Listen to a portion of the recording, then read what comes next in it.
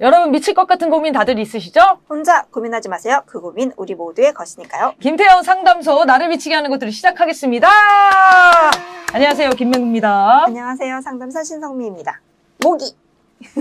선생님 소개하셔야 됩니다. 그래요? 안녕하세요. 김태형입니다.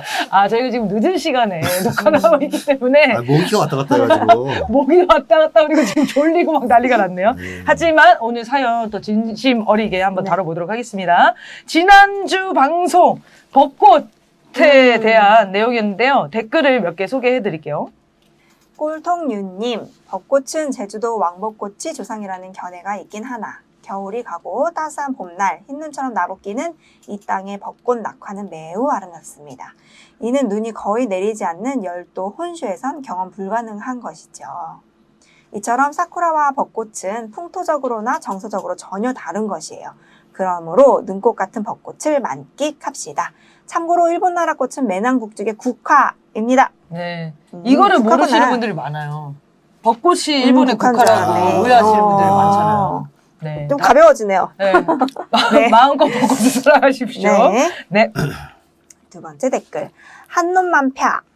네. 가족이 이찍이라 가슴이 무너지는 일인 여기 있습니다. 최근에 화단에 한 그루 있던 벚나무 베어버렸어요. 네. 네. 치일청산이 다 안 된 탓입니다. 네. 참. 벚나무를 베어버리시기까지 하셨네요. 네. 네. 많이 속상하셨던 것 같네요. 오늘 사연은 2개를 보내주셨어요. 한 네. 번에. 한 분이 네. 두 가지 질문을 그래서 해주셨어요. 하나씩, 네. 하나씩 읽고 다뤄보겠습니다. 네. 안녕하세요. 질문 채택된다면 고맙고요. 채택이 안 되더라도 고맙습니다. 아무튼 감사하고 고맙습니다.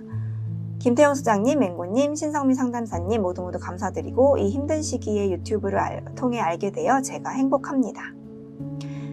마음은 20대에 머물러 있고 몸은 50대가 넘은 것 같은 40대 후반에 중딩 1명, 고딩 1명을 키우고 있는 중딩 1학년, 고딩 1학년인가를 키우고 있는 엄마입니다.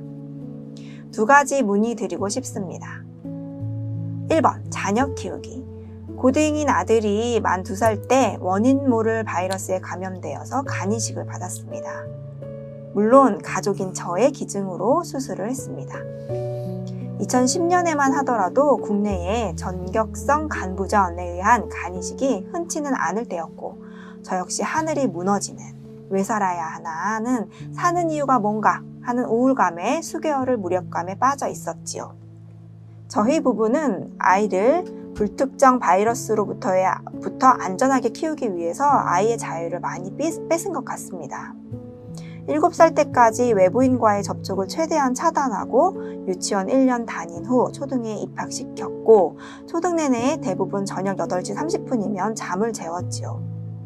억압이 심했는지 중등에 가서는 일탈 행동을 했습니다. 이식 환자에게 가장 중요한 면역 억제제를 버리거나 하루에 약 2번 복용할 때 앞뒤 1시간씩 금식을 해야 하는 그런 금식을 안 하거나 술, 담배를 하기 시작했습니다.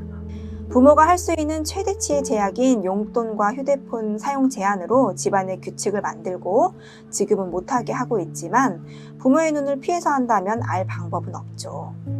공부하는 담을 쌓았고 겨우 일반고에 입학할 정도만 하더라고요. 성인이 되고 나서 자기 밥벌이는 하고 살아야 할 텐데 지금부터 또는 이제라도 엄마가 어떻게 하면 좋을지 가이드 부탁드려도 될까요? 초등 때 한 번 했던 연극이 좋았는지 고등학교 연기 동아리에 참여하고 있고 연기에는 진심인 것 같습니다. 아이와의 대화는 많이 안 하는 편이고 간혹 말을 하게 되면 아이는 부모의 제약이 초등 때부터 심해서 억울하다는 입장입니다. 부모 입장에서는 그게 최선이었을 것 같은데 아이는 한참 부족한 것 같기도 합니다. 요즘은 학교 다녀와서 게임하고 유튜브 보고 주말에는 친구 만나서 PC방 가고 노래방 가고 그러고 있습니다. 최근에 고등학교 졸업하면 뭐 할 거냐고 물었더니 취직할 수 있으면 하고 아니면 알바를 한다고 하네요. 어떻게 하면 좋겠는지, 어떻게 아이하고 얘기를 하면 좋겠는지. 네, 아이를 너무 통제를 해가지고 지금 반항하고 네. 있다. 이게 너무 좀 힘들다라고 보내주신 것 같습니다.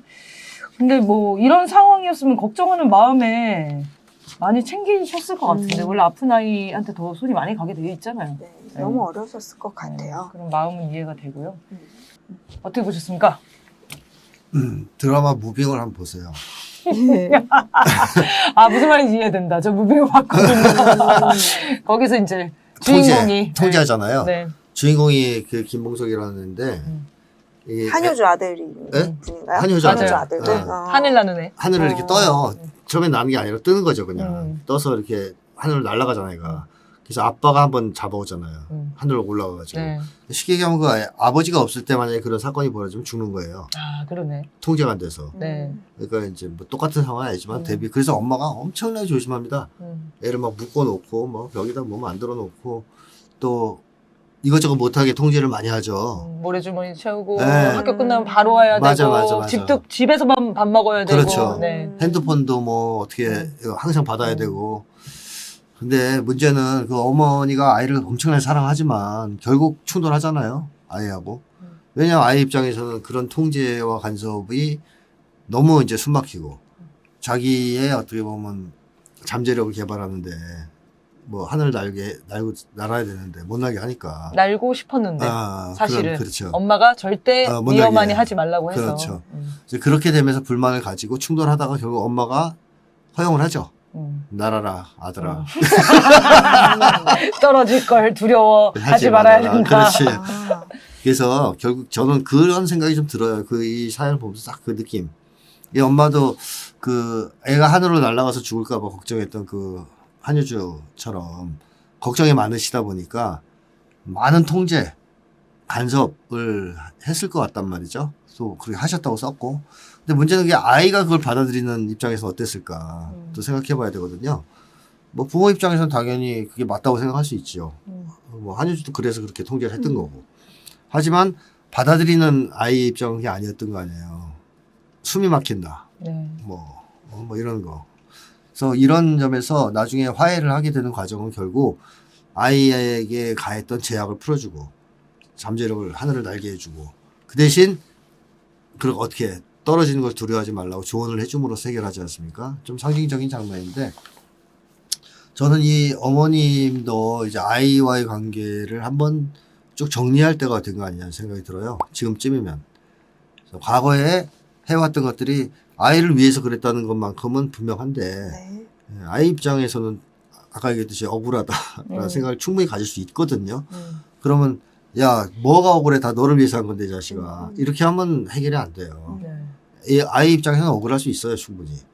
그런 걸 충분히 들어주고 내가 그런 입장에서 너한테 그렇게 했지만 너는 그렇게 느낄 수가 있었을 것 같다. 뭐 이렇게 이제 이해를 해주고 그 다음에 방법론적으로도 혹시 문제가 없었는지도 한번 살펴보면서 뭐 아이에게 설득하고 토론을 하고 이해시켜가면서 이렇게 규제를 하고 이런 게 아니라 네. 조금 이제 강압적으로 했을 수도 있잖아요. 혼내가면서. 그랬으면 더 상황이 안 좋았을 텐데 이제 그런 것도 지금에 와서 돌이켜 보자면 좀 아쉬운 대목일 수 있잖아요. 맞아요. 그러면 대화하는 과정에서 그런 얘기를 만약에 아이가 불만이 있다고 얘기한다면 사과도 해야 되고 뭐 이제 나름 열심히 노력은 했지만 그런 식으로 했으면 네가 원하는 그런 방식으로 했으면 더 좋았을 텐데 못했다 뭐 이런 것도 얘기하고 해서 저는 한번 이제 대화를 해야 될 시점이 왔다 하는 생각. 이해할 건 이해해주고 또 필요하면 사과할 건 사과하고 그래서 부모 자식 관계에서 이제 한번 어떤 전환점 새로운 관계를 맺는 전환점으로 나아갈 시점 아니냐 하는 생각이 드네요. 그래서 직접 하셔도 좋고 뭐 상담소 찾아가서 그걸 하셔도 괜찮을 것 같고요. 지금 서로 대화가 너무 없는 편이라고 하는데 어떻게 대화를 시작해야 될지 그런 게 어려울 것 같은데요. 대화를 꼭 해야 되나? 자, 대화를 꼭 해야 되나 나왔습니다. 잘 살고 있으니까 네. 저는 이제 그런 생각 들더라고. 어쨌든 이제 아이 입장에서 생각하면 죽을 고비 넘긴 거잖아요. 죽을 고비 넘긴 친구예요. 그러니까 사실 이렇게 자기가 술, 담배 하고 뭐 하고 나 자유롭겠다고 뭔가 막 이렇게 막 이제 뭐랄까 난리친다? 엄마 입장에서 난리치는 건데 이제 막 이렇게 막 살아나는 거, 살아나는 거. 이 삶의 역동, 이 에너지 어디서 왔을까? 얘는 그 죽을 고비를 넘기면서도 분명히 엄마 아빠의 사랑일 거야. 아마 거기서 이렇게 그 단단함이 들어있었기 때문에 발악할 수 있는 힘이 있는 것 같아서 우선은 반가워요. 그냥 이 상태에서 축 처져 있거나 계속 그 무서웠던 시기로 그대로 가지 않는 것은 우선 반갑다는 생각이 좀 들었고, 물론 엄마 입장에서 이런 얘기가 확 안 와둘 수 있죠. 근데 지금은 어쨌든 이렇게 생각하실 수밖에 없다라는 말씀 드리고 싶어요. 꼭 아팠던 아이가 아니더라도 이 시기에 이런 갈등을 겪는 많은 부모, 자식들이 있거든요. 그렇게 좀, 다 많이 겪는 과정이구나라고 오히려 좀 가벼워지면서, 아, 그래, 얘가 지금 그러고 있구나. 알 깨고 나오는구나. 이렇게 좀 한 발 좀 물러서는 게 오히려 좀 지금 어머니 마음 속상한 걸 다루기에는 오히려 나을 수도 있겠다. 참 슬프고 약간 매정하지만 애들은 한참 클 때까지도 모를 확률이 높습니다. 엄마 아빠가 얼만큼 많은 사랑을 줬는지 잘 모를 수도 있어요. 근데 표현을 못하는 걸 수도 있죠. 몸으로는 느끼지만 표현을 못하는데 그 시기는 좀 필요할 것 같아요. 지금이 그 시기인 것 같아서 저는 오히려 우리 애가 이런 힘이 있다니. 그리고 저는 또 하나 이 친구가 관심 갖는 게 연기였잖아요. 연기라고 했는데 연기가 몸으로 하는 거잖아요. 몸이 굉장히 자유자재로 움직여야 되는 건데 아마 이 아이가 아팠을 때에는 엄마 아빠는 많은 정보를 얻었으니까 다 알고 있겠지만 애는 그 무서움을 사실 말로 설명하지 못했을 거예요. 그냥 몸의 두려움으로 남아있을 텐데 이 몸을 활용하는 거에 관심을 갖고 거기에 자신감을 얻는다는 것은 또 하나의 의미로도 되게 그러니까 좋은 면에서 아이가 자기를 찾아가고 있는 것 같다. 이런 생각이 들어요. 우선 아이 입장에선 그렇습니다. 지지해주고 잘해주고 결국에는 너가 이런 힘이 있구나. 이렇게 해줄 수밖에 없어요. 다른 방법을 알려드리고 싶으면 이거밖에 없다고 저는 사실 생각해요. 근데 엄마가 사연자잖아요. 저는 엄마한테는 이 아이가 어떻게 할까요? 이 질문보다도 이 엄마가 받은 상처를 어떻게 치유할 거냐. 이거가 사실 더 중요한 문제라고 좀 느껴져요. 엄마는 어떤 상처를 받으신 거예요? 되게 서운할 것 같아요. 내가 너를 이렇게 네, 많이 아끼고 서운할 것 키우고 같아요. 사랑했는데 나 이 마음을 몰라줘? 이런 내 상황인가? 사랑이 이 아이를 올감했다라는 식으로 돌아온 것이 아무리 설명해도 좀 부모의 심장을 어떻게 헤아리겠어요. 무빙을 보셔야겠다. 어떻게 헤아리겠어요. 한효주한테 그 봉성이가 엄마 때문에 내가 뭐랬지? 너무 답답해서 뭐 이런 얘기 하거든요. 저도 울컥하더라고요. 너무 속상한 일이죠. 왜냐면 한효주가 정말 얘를 그래. 살리려고 정말 그렇게 한 그치, 거였거든요. 그치. 너무 24시간 사실 매달려 있었을 텐데. 그래서 한효주 때렸어요. 한효주는 때렸어요. 봉성이 그런 마음이 딱 이렇게. 마음이 날 거야. 이게 간이식이 말이 간이식이지. 진짜 위험하죠. 이게 회복되기가 어렵고. 그렇죠. 그러니까 어떻게 보면은 그냥 엄마니까 주변에서 엄마니까 당연한 거 아니야? 이걸 되게 당연하게 받아들였을 수도 있을 것 같아요. 그래서 되게 잘했다라고 말로는 했지만 이 오랜 시간 동안 이 엄마가 실제 우울증도 겪었고 말은 표현 못했지만 이 내부적으로 겁이 났을 수도 있고 그거 당연하거든요. 네. 걱정되고 겁나고 많은 여러 가지 생각이 들었을 텐데 그 와중에도 엄마의 역할을 하느라고 마음을 단단히 먹고서는 한 거잖아요. 근데 이 과정에 대해서는 가족들이 얼만큼 이 엄마를 다독였는지는 잘 모르겠어요. 사실 이제 동생도 태어나고 이러다 보니까 뭐 한 3살 터울 될 것 같아요. 많아야 네. 3살이겠죠? 그렇죠. 그러니까 이게 쉬운 일이 아닌데 그냥 다들 당연하게 생각하는? 네. 엄마는 당연하지 네. 뭐 이렇게 가는 거기에서 그런 왔을 부분에 대한 공감과 위로 이런 거가 맞아요. 없었을 수 있겠다. 네, 그 부분에 대한 위로가 가장 좀 우선적으로 되면 이 아이에 대한 어떤 마음, 서운함일 수도 있고 뭔지 되게 한마디로 표현 못할 것 같아요. 사실 부모 마음이라는 게. 이 복잡 미묘한 감정들이 조금 이렇게 내려가면 아이가 하는 일들이 꼭 위험한 것만이 아니라 뭔가 자기를 찾아서 알을 깨고 나오는 그 병아리가 정말 힘들게 알 깨고 나오잖아요. 그런 장면으로 좀 보이고 진짜 진심으로 내 간이 이 친구한테 갔는데 이 간이 여기로 갔는 이제 안녕인데요. 사실 안녕을 못하고 있는 거죠. 이제 아이는 나이도 됐고 이제 자기 길 갈 거예요. 그러면 진짜로 안녕해야 되는 그런 걸 좀 준비하셔야 될 것 같고요.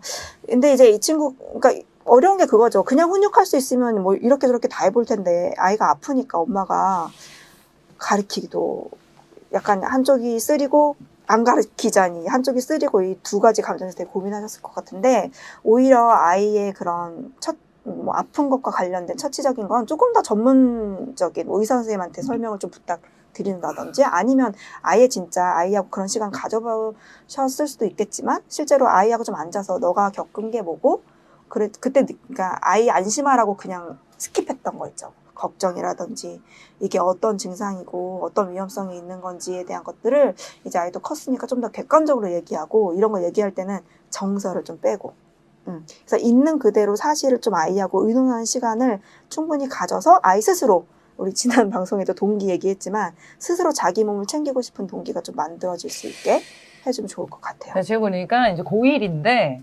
초등학교에 대하듯이 할 가능성이 높아요. 초등학생처럼. 맞아요. 저희 그럴 것 언니가 같아. 나이가 40 몇인데 제가 39인데 아직도 7살처럼 저를 대하거든요. 어. 아무것도 느낌 못 어떤가요? 그럴 아무것도 때? 못하는 줄 알고 제가 나 39이야. 제발 멈춰. 막 뭐 이런 거죠. 변기물을 내릴 때는 변기 뚜껑을 닫고 내리렴 뭐 이런 얘기도 하고 하나하나. 집에 들어오면 손을 씻어라. 발을 씻어라. 그럴 때마다 언제 나도 다 이렇게 생활을 하면서 살아오지 않았을까? 근데 안 고쳐. 그거는 그냥 언니만의 방식이라고 생각하더라고요. 근데 이제 엄마들이 다 그렇잖아요. 자기 자식이 나이가 60 먹든 80을 먹든 다 아이 같아 보이고. 근데 요 시기가 딱 그 뭐랄까 그 자아가 생기는 딱 그런 그렇죠. 시기잖아요. 딱 그 자아를 같이 하고 네. 이 세계관을 정립하고 이런 시기인데 이때 통제하기 시작하면 사춘기가 시작이 되는 거거든요. 지금 보니까 딱 전형적인 사춘기의 어떤 느낌이 납니다. 근데 제가 어제 어떤 선배를 만났는데 그 선배 아버님이 너무 이 담배를 피다가 아빠 친구한테 거리에서 걸렸어요. 그래서 아빠 친구가 야, 걔 담배 피던데 라고 얘기해서 아빠가 집에서 누구야? 대화 좀 하자 하면서 이제 방에 들어간 거예요. 이렇게 나란히 앉았어요. 그래서 아빠가 너 담배 피니? 라고 물어봤는데 이 분도 아빠 친구를 알아봤어요. 아, 걸렸구나. 그래서 거짓말을 할까 말까 고민하다가 어차피 걸린 것 같다 해서 네 라고 대답을 한 거예요. 근데 아빠가 솔직하게 말해줘서 너무 고맙다. 이렇게 얘기를 하면서 여자가 술과 담배를 하고 이런 거는 안 해보는 것보다 해보는 사람이 난 멋지다고 생각한다. 근데 제일 중요한 건 절제하는 거다. 그래서 많이 모든 경험은 네가 하는 거를 다 응원하고 그거는 못하는 사람보다 하는 사람이 훨씬 멋있는 거다라고 계속 반복적으로 얘기해 주면서 대신 이제 절제를 해라. 이렇게 한 다음에 마무리가 됐거든요. 그럼 오히려 주는 거죠. 아니, 더 폈죠. 덮여요. 와, 잘다 이제. 네, 허락 받았다. 그렇죠. 담배를 끊는 걸 목표로 하시면 안 된다니까요. 근데 이 큰 지지 응원의 이 네. 경험이 있잖아요. 맞아요. 이 경험이 나중에도 솔직하게 말해야지가 되고 그렇지. 이렇게 된 맞아요. 것 같더라고요. 저 부모 자식 간에 가장 중요한 건 그건 것 같아요. 이 아이가 혼자서 다 해가는데 진짜 어려울 때 부모에게 와서 의논할 수 있는가. 그렇죠. 그거를 그러니까. 목표로 삼고 아이하고 네. 소통하시면 좋겠고 만약에 제가 이 아이가 상담을 왔다 그러면 이런 얘기 할 것 같아요. 얘가 막 우리 엄마가 나 통제 너무 많이 해갖고 내가 이렇게 됐다 막 이러면 야 너는 그렇게 심한 통제 속에서도 어떻게 이런 힘을 길렀니? 나는 이렇게 할 거거든요. 그러니까 어머니 참고하십시오. 이거 진짜 큰 위로가 되는 말이거든요. 야, 너 저런 진짜 게. 대단하다. 어떻게 그랬는데 지금 이렇게 너가 하고 싶은 걸 찾았어. 진짜 멋져. 그렇죠. 그러니까 어머니가 해주셔야 될 건 이런 말인 것 같아요. 어쨌든 사춘기 때부터 생각을 해봐야 되는 것은 청소년기 때부터는 그 이전까지는 위험하냐 위험하지 않냐 판단을 부모님이 해야 돼요.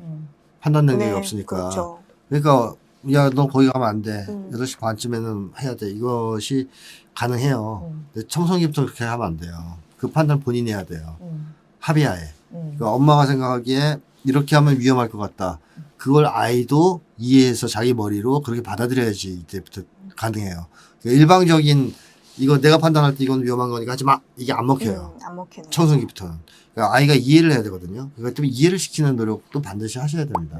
그래서 합의하에서 규칙이나 이런 걸 실시하고 본인이 아 이게 나한테 꼭 필요한 규칙이구나 해서 그걸 해야지 부모님이 그런 요구하고 자식은 반대하고 이러면 해결책이 네. 점점 어려워질 수 있으니까 그건 좀 고려하셔야 될 것 같아요. 이런 표현들을 해요. 그냥 막 이렇게 뭐뭐 해라 이렇게 말할 때 가사만 주는 거다. 노래를. 가사만 주는 거다. 근데 얘가 음악을 하게 만들어라. 그 음악을 하는 것은 이 아이가 직접 음악을 연주해야 되는 거예요. 그래서 부모가 가사를 줄 수는 있지만 그 음악은 그 가사를 가지고 음악 만드는 건 아이다. 그리고 이제 멀리 가면은 이 아이가 이런 힘을 받으면 결국에는 엄마가 왜 그랬는지도 이해하게 돼요. 그러면 거기서 이제 그렇죠. 만나면 엄마도 좀 사례를 놓고 아이도 자기 꿈을 펼치고 좋은 결말이 있기를 네. 바라겠습니다. 대화 시작은 제가 볼 때는 연기 동아리 어떠니로 시작을 하시면 좋을 것 같네요. 연극 동아리를 맞아. 하게 된 것도 보통 이제 연극 동아리에 들어온 친구들이 제가 연극 동아리를 해봤지 않았습니까? 이 가족 관계에서 억눌린 친구들이 많이 들어와요. 그러니까 자기 표현을 마음껏 할 수 있는 공간이잖아요. 여러 그렇지. 사람이 돼볼 수도 있고 굉장히 별의별 매력적이죠. 걸 다 해볼 수 있죠. 네. 그래서 그런 친구들 여기서 그게 굉장히 건강하게 음. 해소가 많이 되거든요. 그래서 연극 동아리를 건강하게 잘 참여할 수 있게, 그러니까 가끔은 좀 너무 과시욕으로 빠지는 또 친구들이 있어요. 그래서 잘 그 정도 선에서 이제 네. 응원도 많이 해주시고 좋아하는 이야기, 걔가 하고 싶은 이야기로 대화 나누면 너무 좋을 것 같아요. 네, 시작하실 수 있을 것 같습니다. 너무 걱정하지 않으셔도 될 것 같습니다. 자, 그러면 두 번째 사연 읽어볼까요? 네. 월북하는 심리학을 읽고 궁금합니다. 김태형 선생님 팬이 되었습니다. 저는 선생님의 말 한마디 한마디가 정신을 번쩍 들게 해서 동료들에게 선생님을 파는데요. 관심 갖는 사람이 별로 없어서 속상해요. 책을 보면 북한은 성경에서 말하는 새 하늘과 새 땅 같은 기분이 들 정도의 파라다이스 같더라고요. 이렇게까지 쓰셨어요? 글쎄 말이에요. 자, 무상교육, 무상의료, 무상주택, 고아도, 노인도 국가가 책임져주고 실업할 자유와 노숙할 자유가 없는 나라. 계층 간의 불화가 없을 것 같은 나라더라고요. 거짓 선동과 보여주기식 찬양인 줄 알았는데 국가가 가족과 같다면 찬양 일색이 절로 나오겠죠. 아이가 세상에 태어났을 때 아이의 모든 행동이 이쁘고 사랑스러운 것처럼 말이에요. 제가 책을 3분의 1 정도 읽고 아들, 직장 친구, 남편, 그러니까 주변에 다 말한 거죠. 말했더니 그렇게 좋으면 월북하라 라고 합니다. 덥석 그 말을 들으니까 도저히 월북할 엄두가 나지 않아서 아유 다행이네. 월북할 엄두가 나지 않아서 책 내용 자랑하는 것을 멈추고 조용히 끝까지 읽었습니다. 마지막에는 북의 단점도 나오겠지라는 심정으로요. 북의 장단점을 알고 나서 제대로 생각을 해봐야겠다라는 심정으로 읽은 거죠. 그런데 마지막 페이지까지 제가 기대하던 단점은 없었습니다. 띠로리. 질문입니다. 대한민국이 북한보다 나온 거는 뭐예요? 자, 아니, 이분. 월북을 우리- 고민하시는 건 아니죠? 지난 방송에 동기가 맞으면 사상을 수용하려 했는데 너무 스스로 수용하신 것 같은데요. 그 행동하세요. 무상 의료와 이런 무상 사회에 대한 그 지향이 있으니까 열망, 이게 그죠. 확 들어오는 거 아니에요? 그런 부분이 맞아요. 굉장히 좋게. 네, 선생님 어떻게 찬양서를 쓰셨는지 얘기 좀 들어봐야겠는데. 일단 저는요, 이 한국 사람들이 북쪽에 대해서 조금이라도 좋게 얘기하거나 칭찬을 하면 딱 나오는 말이 있어요. 월북해라. 그러려면 가서 살아라. 가 살아라. 거기가 네. 좋으면. 이런 얘기하는 사람들이 많거든요. 맞아요. 근데 미국 칭찬하면 그런 얘기 안 해요. 어? 월미해라. 그러네? 뭐 진짜 북유럽 재밌네. 칭찬하면 네. 야 유럽 가서 그럼 살아라. 북유럽 가서 살아. 음. 이런 식으로 얘기하는 사람 없어요. 그러네? 자, 그건 뭘 의미하느냐면 다른 나라 칭찬하는 거 다시 말하면 자기하고 생각이 다를 수 있잖아요. 네. 난 미국 싫어하는데 미국을 칭찬해요. 그래도 그 사람하고 같이 살 생각이 있어요. 공존해야 된다고 생각해요. 근데 나는 북을 싫어하는데 북을 칭찬해. 그러면 이 사람은 같이 못 살아요. 죽이거나 따지지도 않고 죽이거나 그냥. 쫓아내야 돼요. 배타성이에요. 그렇군요. 이게 바로 한국 사회 국가보안법이 만들어 놓은 사상의 자유를 부정한 국가보안법이 만들어 놓은 끔찍한 현상이에요. 충격이네요. 그러네. 한 번 생각 안 해봤어. 너무 익숙해가지고. 그러니까 같이 못 살 놈으로 치는 거예요. 그러니까요. 꺼져라. 너 같은 놈하고는 상종당하기 싫다. 대화도 안 섞겠다. 너 얘기를 듣고 싶은 생각도 없다. 라는 거죠. 갑자기 떠오르는 노래가 있는데 뭘 떠올랐어? 옛날에 일나라 일본 놈 일본에 가서 죽어 이런 거 있잖아. 맞네. 거의 옛날 시절에 일본급 맞습니다. 취급을 하는 거. 그렇게. 우리도 지금 친일파들이 막 이런 망언하면 일본 가서 살아라 네. 얘기하는 거랑 같은 감정이군요. 똑같은 거예요. 그러니까 저는 그 얘기를 하고 싶은 거예요. 이렇게까지 사람들한테 끔찍한 배타성을 강요한 것은 한국 사회의 분단 트라우마, 제가 자주 얘기하는 또는 뭐 국가보안법이 만든 거 아닙니까? 네. 그래서 사실 주변 사람들의 반응은 그런 배타성에 기초한 반응인데 그 사람들이 왜 그런 배타성을 가지느냐 하면 무서워서 그런 거예요. 무서워서. 예를 들어서 그 말에 동조하거나 이렇게 그치. 하면 위험해질 것 같은 자기가. 동조하고 싶은 마음을 딱 차단하는 거 아니에요? 그렇죠. 맞는 얘기인 것 같은 거야 들으면. 그게 솔깃하면 더 화가 나요. 그걸 동의하거나 끌려 들어가면 큰일 나거든. 솔깃하면 할수록 더 화가 나는구나. 너무 솔깃했구나. 꺼져라 지금. 이러는 거지. 그러네요. 오히려 그런 말이 나와요. 그러네요. 그래서 이거는 합리적인 반응은 아니거든요. 합리적인 반응이라면 이렇게 나오면 안 되죠. 더 들어보려고 한다든가 맞아. 재밌으니까. 반론을 진짜? 얘기한다든가 이렇게 해야 되는데 꺼져. 가서 네 얘기 안 들어. 내 앞에서 그 얘기를 꺼낼 바에는 넘어가. 그렇지. 이런 식이잖아요. 이거는 저는 우리가 싸워야 될 대상이다. 네. 이것은 위험하기 때문에. 그래서 주변 사람들의 반응이 그렇게 나왔을 때 거기에 대해서도 한번 뭐 싸울 필요는 없겠지만 왜 그렇게 반응을 하는지 한번 생각하도록 만들어 볼 필요는 있다. 이렇게 네. 생각을 하고요. 그 다음에 이 책에서도 제가 얘기했지만 한반도를 오랫동안 취재해온 한반도 전문 기자가 있어요. 일본인. 이 사람이 그런 얘기를 하거든요. 한국에서는 북에 대해서 장단점을 논할 단계가 아니다. 한국은. 왜냐하면 그동안 북에 대한 정보가 너무나 부족하고 지금 왜곡되어 왔기 때문에 지금은 진실이 뭐냐를 알아야 될 단계지 가치평가를 니네가 할 수 있는 단계가 아니다. 그 정도의 정보가 없다. 한국 사람들은. 이런 지적을 했는데 저는 상당히 뼈아픈 지적이지만 좀 타당하다고 생각해요. 그러니까 이 책을 쓴 목적 자체는 남쪽과 비교해서 어디가 더 우수하다는 것을 증명하려고 쓴 책도 아니고 또 뭐 북쪽을 의도적으로 뭐 미워하거나 또는 깎아내리려고 쓴 책도 아니에요. 진실을 전달하려고 쓴 책이라고 저는 생각해요. 이 일본인 기자의 입장에 기초해서. 그러니까 한국 사람들이 너무 모르기 때문에 뭐 북맹이란 말이 있을 정도로 또는 너무나 잘못 알고 있기 때문에 그 진실을 알려주는 것이 목적이다. 그래서 우리가 그 다음에 이 진실을 다 안 다음에 장단점을 논하고 이럴 필요가 있다라는 생각이 들고요. 그리고 저는 남쪽하고 꼭 비교를 해서 장단점을 따지는 것도 그렇게 좋은 건 아니라고 봅니다. 누가 우월해야 되냐, 뭐, 그렇게 볼 건 아니고, 오히려 상대평가보다는 절대평가의 기준으로 남북을 보는 게 좋지 않겠나. 예를 들면 우리 남쪽에서 기본소득 얘기가 나오고 있는데요. 배급제잖아요, 북쪽에 사는. 그렇죠. 그 자본주의적 배급제라는 말이 맞아요. 근데 그 국힘당에 있는 또라이는 사회주의적 배급제라는 말도 안 되는 소리를 했는데. 오히려 사회주의적 배급제 틀렸다? 틀렸죠. 자본주의적 배급제다? 배급제죠. 그러네요. 자본주의 사회 안에서 하는 거니까. 자본주의는 배급을 못하니까. 국가 소유가 아니라서. 네. 근데 취지는 똑같은 거예요. 그쪽의 배급제나 이쪽의 기본소득이나. 그리고 북유럽의 무상제도도 사실상 사회주의적 내용이에요. 그런 것들에 대해서 우리가 이제는 사회주의다, 빨갱이다, 이런 어떤 사상의 자유를 부정하는 폐쇄적인 이런 태도로 대할 시절은 지났다라고 저는 생각을 합니다. 그래서 그냥 객관적으로 놓고 이거는 내가 볼 때 맞다. 남쪽과 비교와 상관없이 이건 맞는 거다. 이건 좋은 것 같다. 그럼 우리도 그와 유사한 걸 할 수 있지 않겠냐. 쪽으로 가야 되겠고 이거는 문제가 있는 것 같다. 내가 아무리 봐도. 그러면 이거는 앞으로 하면 안 되겠구나. 또는 남북 통일이 될 때쯤이면 그쪽은 저거 고쳤으면 좋겠다. 이래 생각하는 게 맞지 않느냐. 네. 그럼 막 체제 경쟁을 하듯이 비교해가지고 그럼 우리가 더 좋은 게 하나도 없단 말이에요. 뭐 이런 식으로. 우리 너무 그런 사회에 익숙한가 봐요. 얘보다 내가 낫다는 네. 걸 증명해야 되는 그런 사회 구조에 살다 보니까. 특히 남북 관계에서 더 남북은 그래요. 더 그런 더 거. 그랬죠. 남북 관계에서는 북한은 꼭 이겨야 돼. 북한보다 우리가 훌륭해. 그걸 계속 자랑하고 싶어 하잖아요. 그렇죠. 윤석열이 미친 듯이 자랑하고 싶은 게 그거잖아요. 그래서 박정희가 70년대에 선경제 후통일 얘기한 거예요. 그렇죠. 경제가 북쪽에 밀렸거든 그 당시에. 경제도 쉽게 얘기하면 그때 북쪽이 우리보다 잘 살았거든. 그러니까 박정희가 통일하면 안 된다고 생각한 거예요. 왜? 체제 경쟁을 생각했으니까 계속. 네. 근데 그런 생각이 없었다면 왜 그런 얘기를 했겠어요? 그러니까 그런 관점에서 보면 남북 통일이 될 수가 없고 또 화해도 될 수가 없다. 어쨌든 한국 사회에서 제일 중요한 문제는 결국 그거 같아요. 사상의 자유에 대해서 진짜 우리가 파시스트가 아닌 이상 열린 자세를 가져야 되는데 네. 이상하게 북에 대한 것만 나오면 파시스트가 돼요. 배타주의.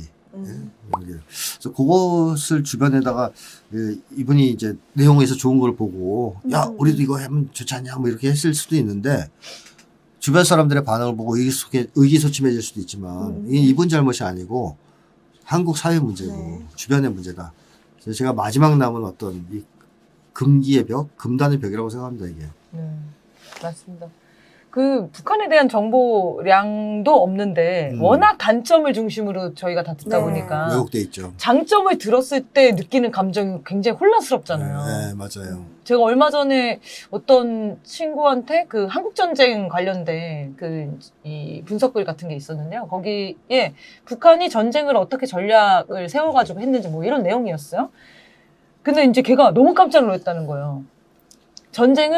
걔는 전쟁을 중공군이 북한을 사주해서 시켜서 전쟁이 났다고 생각했는데 북한이 계획이 있었다고 전쟁과 관련된 그 시기마다 분기마다 다 계획이 있잖아요. 그런 사고를 할 수 있다는 사실에 놀랬대요.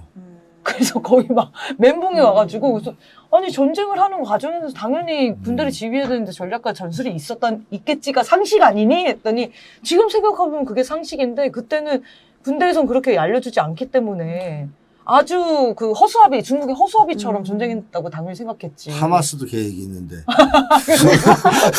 하마스도 포탄을 만들고 준비를 하는데. 여러 이제 계략을 짜서 이번에 공격했는데요. 그러니까 이제 그때 충격 받더라고요. 상식적으로 생각하면 그런데 그게 왜 그 안 생각이 통하는 안 거죠. 떠올랐는지를 모르겠대요. 그게 바로 음. 공포증이에요. 색깔 공포증. 음. 북에 대해서만큼은 상식적 기준이 안 통하는 거예요. 그 장점을 얘기하자는 것도 아닌데도 불구하고 그럼요. 그냥 객관적인 사실조차도 그렇죠. 거부하는 거잖아요. 사실 자체를 얘기해도 아주 알레르기 반응을 보이는 사람이 너무 많아요. 그래서 여기 책을 사실 월북하는 심리학 보시는 분은 알겠지만 정말 그냥 사실관계에 지금 유튜브에 검색하면 나오는 내용들을 선생님이 그냥 정리해둔 것 뿐이었어요. 다른 책에도 다 나오는데. 다른 책에도 이제 그런 그 보고 느꼈던 네. 그 경험했던 사람들의 네. 이야기잖아요. 그럼요. 우리가 여행 가려면 여행책 사서 보잖아요. 그렇죠. 여행책에 좋은 말 일색이잖아요. 그럼요. 네, 그러다고 단점 안 적었다고 되게 이상하다고 보지 않는데. 그러니까 뭐 네. 제가 거기다 쓰라고 그런 거예요. 그 구들은 북에도 가면 이제 더러운 화장실이 있더라. 이런 얘기를 쓰라는 건데. 그러니까 객관적으로 어. 단점도 쓰고 장점도 써야지. 근데 그 책의 취지는 그게 아니라는 거죠. 네. 제가. 네, 있었던 일을 쓴 거였고. 그렇죠. 네. 특히 이제 심리적 차원에서 그걸 다룬 거고. 그래서 저는 이 표현이 너무 웃겼어요. 마지막에는 북의 단점도 나오고 이 마음에 안정을 주는 거야. 이 책을 내가 읽었는데 장점만 나열된 책을 읽은 거는 너무 불안한 거잖아요. 근데 그걸 다 장점으로 보신 게 문제예요. 동기가 맞았다니까요. 이거 사상을 수용했어. 왜 그 기대하고 그래 단점을. 그러니까. 다 장점으로 생각하신 거 아니야. 이게 북을 네. 이렇게 긍정적으로 생각한다는 그 내가 그런 경험했다는 것 자체가 괜히 무서운 거예요. 주변에서도 반응이 안 좋고. 네. 당황스럽죠. 얘기했을 때 그랬니가 아니라 너 넘어가 뭐 이러면 위축되죠. 이제 그다음부터. 아 근데 도저히 월북할 엄두가 나지 않아서 무슨 표현입니까 정말로 진지하게 고민해보신 건가요? 아이고 웃기자고 쓰신 것 같긴 한데 저도 이제 그 지나가는 그 극우 할아버지들 그 미국 너무 좋아하시는 네. 분들 미국으로 가서 사시는 게 어. 좋겠다. 왜냐면 미국 갈 수 있으니까. 이스라엘로 가라 그랬어. 이스라엘 국기 들고 다니시는 분들한테 그렇게 할 걸 그랬네. 근데 사실 이제 그거 자체가 배타성이에요. 그러네요. 너 같은 인간은 나랑 대화 섞을 수도 없으니까 꺼져. 이 나라에서 추방해. 하겠어. 이 얘기라서 굉장히 다 사실 위험하고 잔인한 말이거든요. 웬만하면 사실 하면 안 되죠.